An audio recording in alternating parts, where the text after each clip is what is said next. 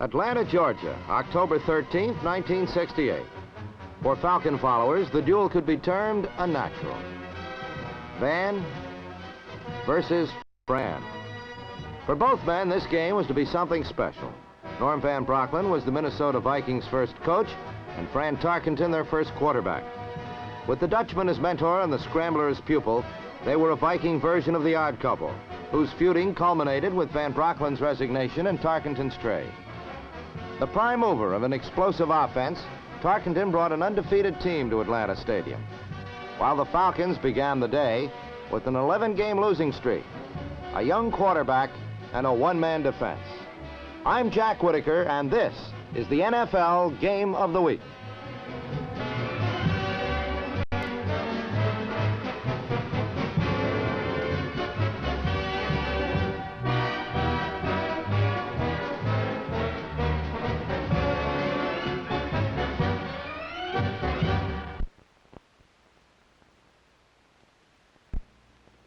The game began with this new Allie Sherman innovation, the squibbler. The Giant coach believes the percentages dictate the short kick to the slower front man. So far this season, it's worked perfectly. The Falcons, determined to break their long two-season losing streak for their new coach, started by attacking the suspect Giant defense with a cannonball.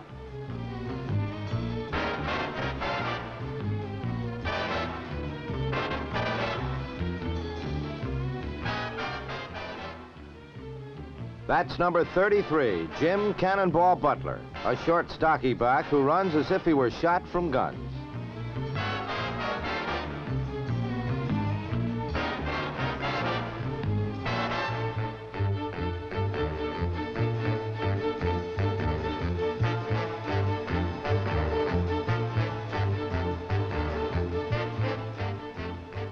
The Falcons, who can boast of never having lost to the Giants, they have played them only once in their short history, had no trouble moving the ball in the first series.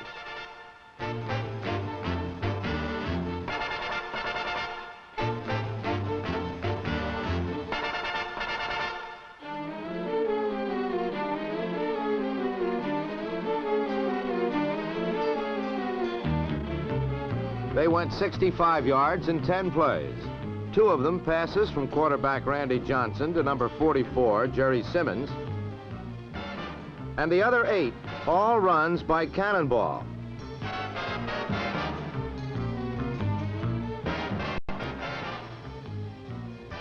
Who on the last took it into the end zone for the touchdown and the game's first score. Butler, who came to the Falcons via the Pittsburgh Steelers and the small Southern college named Edward Waters, had his finest day as a professional, carrying the ball 22 times for 92 yards against the Giants.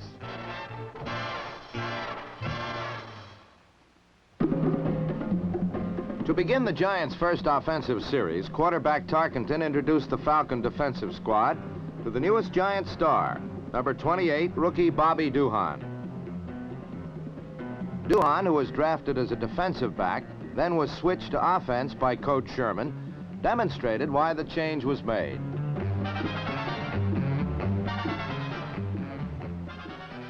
Duhan teams with fullback Ernie Coy, here getting reacquainted with an old University of Texas teammate, number 60, Tommy Nobis. Duhan and Coy, along with Tucker Fredrickson and Ron Bly, give New York 4 interchangeable backs of almost equal ability as runners. In addition, at times the Giants have their impromptu third runner in the backfield, Scrambler Tarkenton. And despite his quarterback status, he holds his own with the other backs in the rushing statistics. Today, he would rush for 33 yards.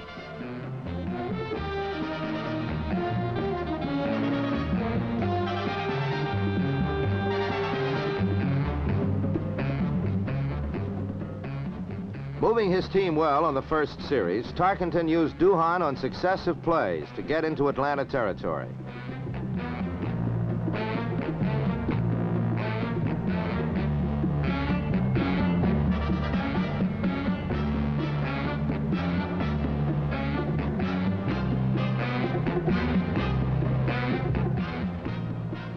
In his second year with the team, Tarkenton has gotten to know his receivers better.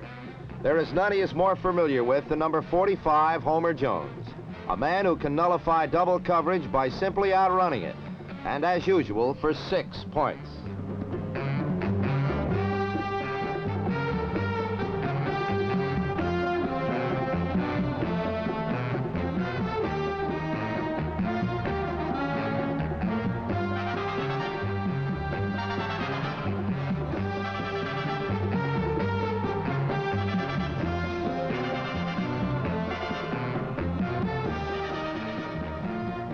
Pete Gogolak sideswipes the ball for the 7th point in a tie ball game. Atlanta continue to go with Cannonball Butler on the ground.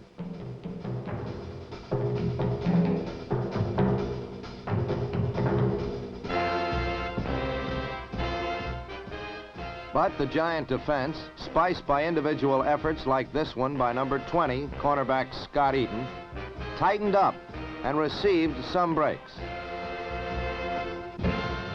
Like this perfect Johnson pass that was dropped by number 80, former Packer Bob Long, as the first quarter ended with the tie score.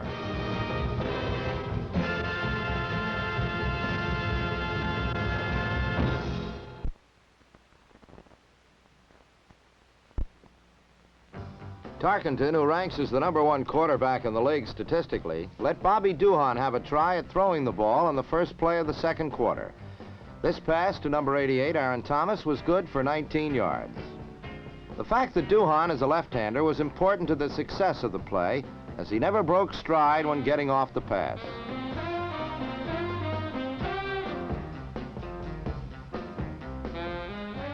Tarkenton, who among his many honors has a New York City restaurant named after him, displays his composure when under pressure by calmly throwing the ball out of bounds to save a loss or interception.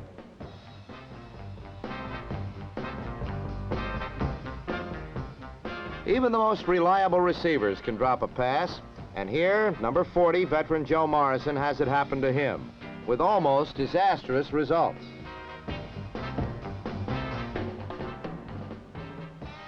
The Atlanta defense, which ranks last in the league in total yardage allowed, rises to the occasion here as number 42, defensive back Phil Spiller, does what his name suggests.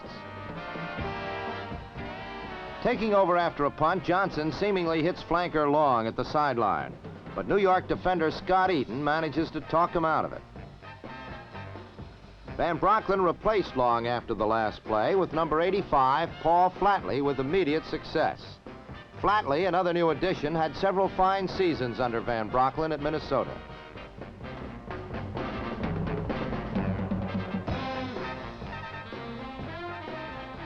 But the tempo of the game now changed in the Falcons' favor. Johnson found number 41, rookie Brendan McCarthy, with a quick strike over the middle. Then went to another first-year man, number 5, Harmon Wages, with a flair for good yardage.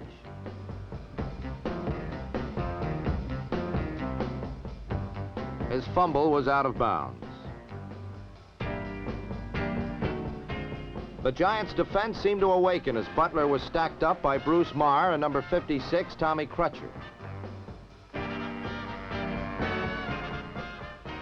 And then on the next play, as Johnson searched for an open receiver, the roof caved in. Or perhaps the Falcon quarterback would have preferred a roof to the tonnage of Giants above him. Johnson, Atlanta's starting quarterback since their inception 3 years ago, would be through for the day. Was replaced by Bob Berry, another alumnus of the Vikings under Van Brocklin.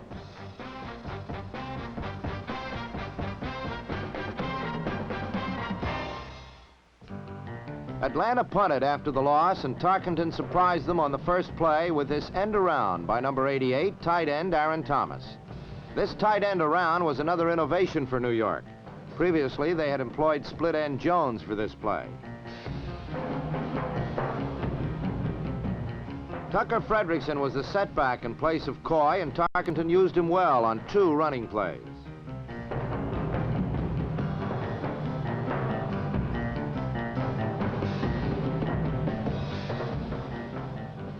Then went to Aaron Thomas again, this time more conventionally, through the air.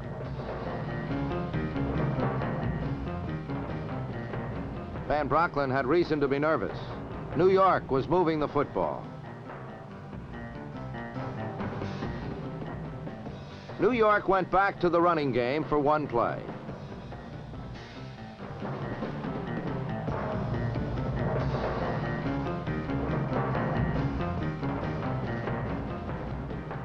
And then Tarkenton found Aaron Thomas in the flat. And Thomas, who was one of the quickest tight ends in the game, cut around his defender and took it all the way in. Another look shows a good Tarkenton fake and Thomas's maneuverability and speed in the open field.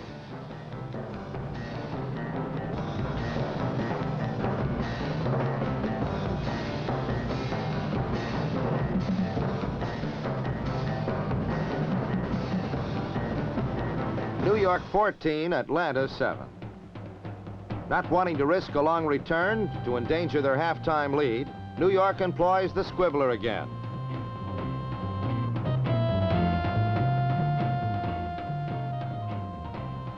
Bob Berry gave flanker Long another chance to redeem himself, and he did for 19 yards. Atlanta believed it could run against the Giant defense, and they proved it on 4 consecutive plays for good gains.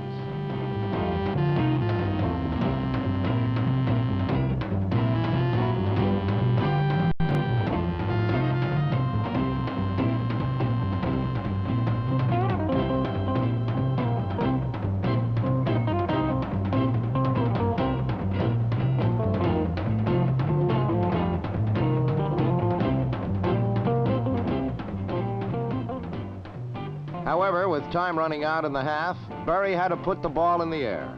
The Giants' front 4 has gotten to opposing quarterbacks only 5 times this season, and this futility was apparent as Berry had time to hit Paul Flatley, who was wide open over the middle.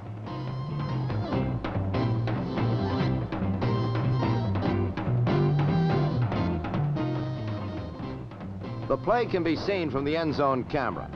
Flatley just missed scoring the touchdown.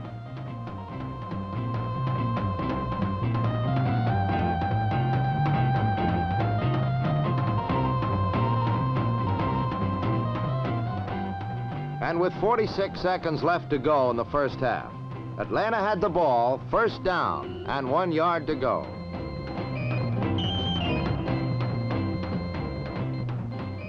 Perry Lee Dunn streaked into the end zone with the equalizer. And the sky-high Atlanta Falcons went to the locker room with a 14-14 tie.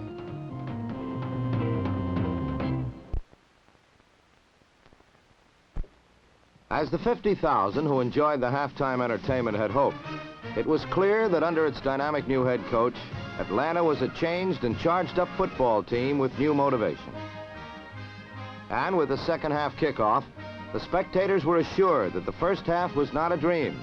The Falcons were still charged with electricity.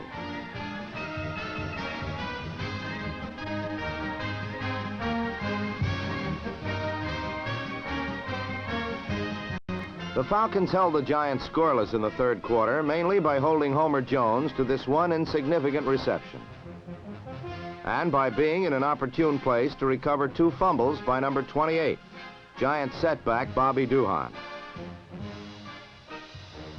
The first recovery was unable to produce a score, but the second by Jim Norton set up a drive that would result in Atlanta taking the lead.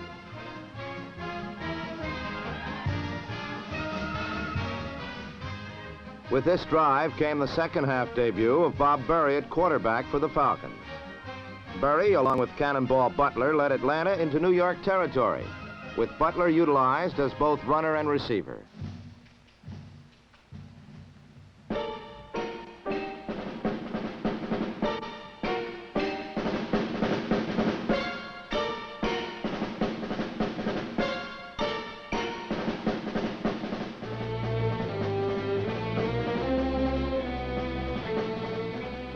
However, the Giants' defense forced a field goal situation when on 3rd and 4, cornerback Willie Williams caught Berry for a 2-yard loss.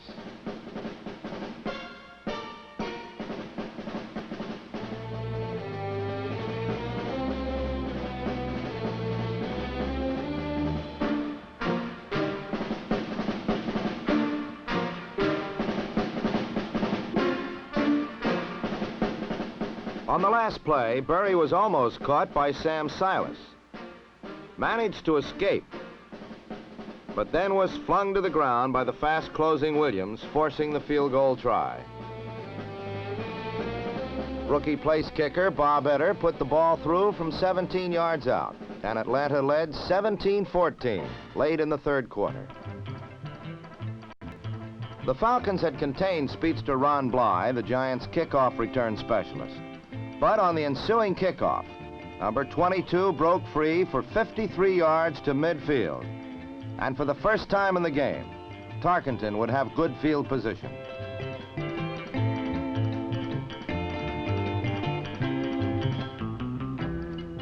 Atlanta was not relinquishing yardage easily today, however, and this series gave ample evidence of their stinginess. Their defense was not only stopping the rush, but by pressuring Tarkenton, forced him to throw a little quicker than he was used to, and 2 incompletions resulted.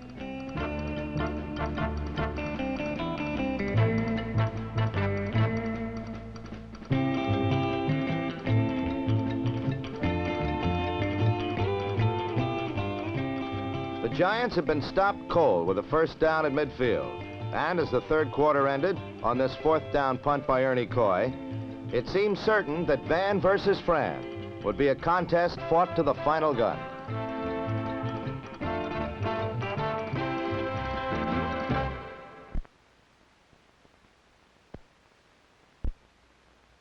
The Falcon defense had been spearheaded by a number of individuals, and one of the standouts was linebacker Ralph Heck, number 55, who stopped this swing pass on the next Giant drive. Another defensive standout was rookie Carlton Dabney, whose flying tackle cut down Duhan and forced a 3rd and 6 situation. The scrambler got the first down with the play that has brought him his glory.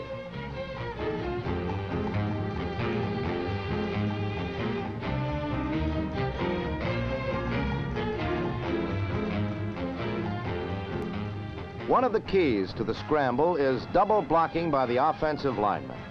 On the last play, tackle Steve Wright made his initial line block, then came back to take out 87, Claude Humphrey, which allowed Tarkenton to get the first down.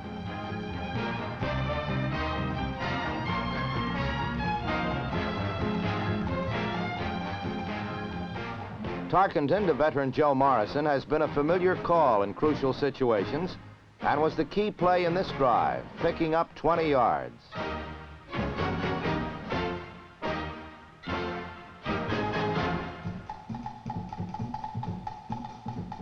On the last play, the scrambler waited till the last moment, spotted Morrison, the secondary target, in the middle, and Morrison made it to the 2 before he was gang tackled.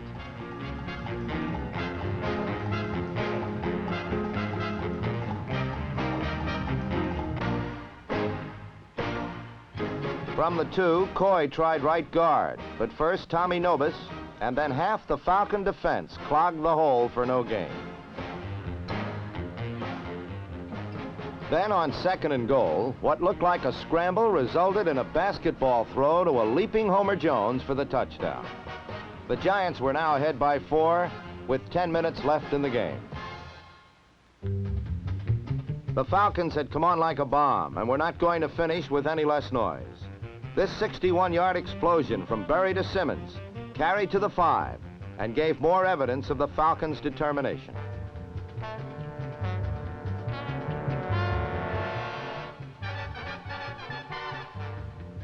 Butler swept left end, but couldn't outrace the Giants' secondary.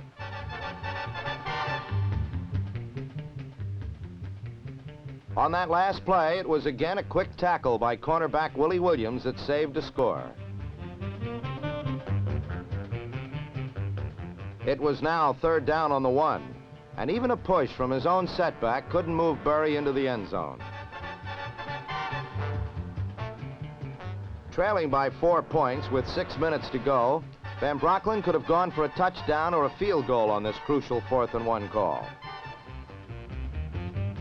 He chose to try for the touchdown. The decision on the sidelines must have paid off as setback Perry Lee Dunn cracked over for the go-ahead score. The Falcons were nearing their dream with about 5 minutes left to play.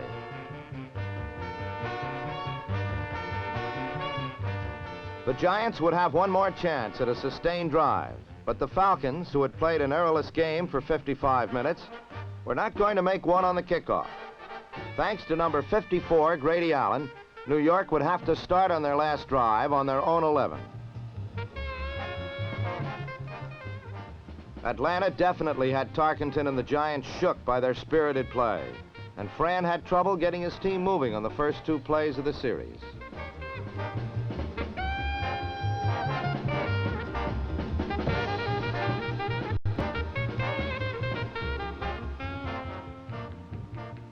Tarkenton's power of recuperation is great, however, and he kept it going with a key third down completion to Jones. And a 14-yard play-action pass to tight end Aaron Thomas.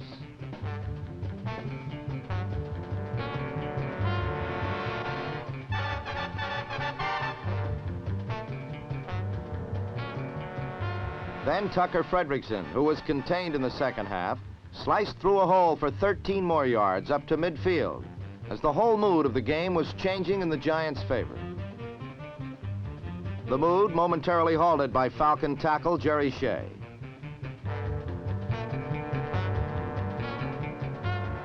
When Tarkenton and Jones are at their best, there is no more exciting thing to watch in any sport.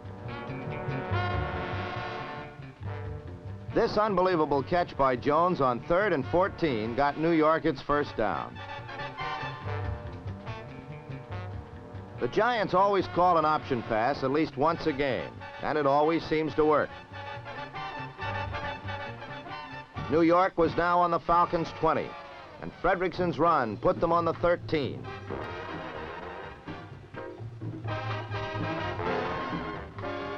Again, a key third down call came for Tarkenton, and again Fran called a play-action rollout. But the Falcons had him closed in, and he had to pass. Tarkenton had thrown snake eyes as he threw his first interception of the game, but one was all he could afford on this Sunday in Atlanta.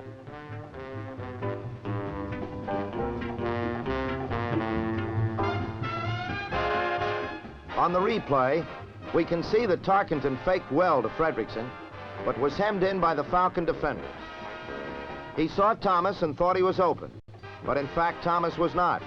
Number 22, Lee Callan, came up with the winning interception.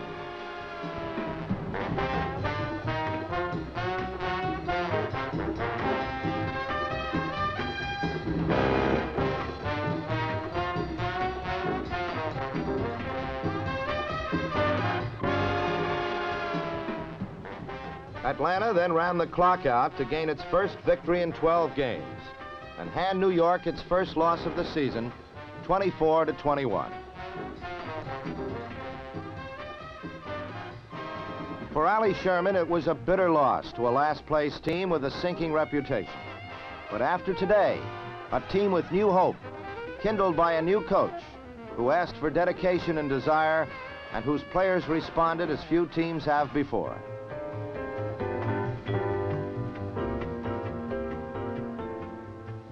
For Coach Norm Van Brocklin, it had been a day to remember.